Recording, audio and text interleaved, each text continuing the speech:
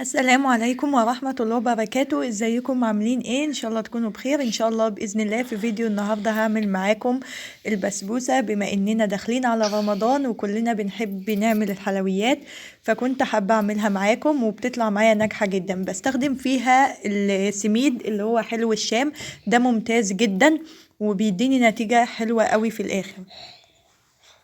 اول حاجه بستخدم كيسين من البسبوسه، عليهم كوبايه زبادي، كوبايه من الزبادي على كوبايه الزبادي، عليهم معلقتين من العسل اللي انا عملته للبسبوسه، وعليها كمان معلقتين من السمنه. السمنه لو مجمده عندك سيحيها علشان خاطر واحنا بنبس البسبوسه بتاعتنا نبسها بسهوله، وتقدر ان هي تتغلغل في كل البسبوسه. هقعد ابس كده في البسبوسه بتاعتي واحط كل سمنه في السميد، ولحد ما احس ان السميد بتاعي وصل له كل السمنه وكمان رمل معايا، واحط عليه الخليط اللي انا عملته له وابس فيه بقى لحد لما احس ان كل السميد برضو جه فيه الخليط، لحد لما يبقى الخليط معايا. اوعي يكون سايل معاكي كده هتطلع ناشفه منك. لازم خليط البسبوسه يكون معاكي سميك شويه، يكون سميك. شوفوا نازل تقيل ازاي، ما بينزلش زي الكيك. وانا اللي بفرده بايديا في الصينيه، وببدا ادهن الصينيه سمنه واروح ارص البسبوسه بالاسلوب ده. طبعا هي مفروله معايا، فبجيب معلقتين من الميه على وشها وابدا ان انا اسويها. وبعد ما بسويها بخبطها عادي على رخامه علشان خاطر كلها تكون سوا واحد. بعمل الشربات كوبايه من السكر على كوبايتين من الميه. الصينيه دي مقاس 28.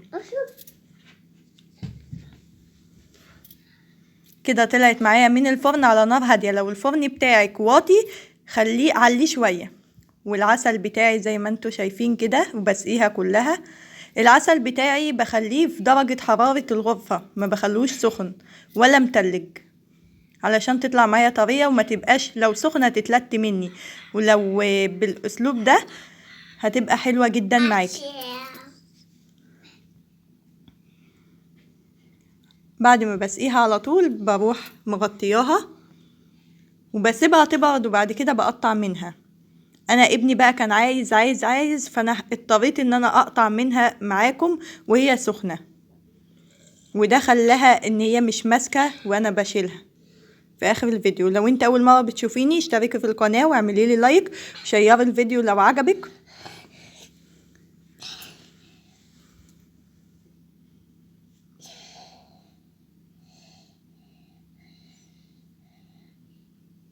بجد البسبوسة كانت خطيرة جدا وحلوة قوي، وعلى طول بتطلع مني حلوة. ولما بستخدم اي حاجة، لو بستخدم السميد العادي بتاع من عند العطار ساعات بيطلع مش حلو، ما بيبقاش ناجح. فاحسن حاجة انك تستخدمي الاكياس، بتكون نضيفة والفرق مش كتير في السعر. بصي انا هنا بوريها لك وهي مرملة وحلوة. مع السلامة، في حفظ الله.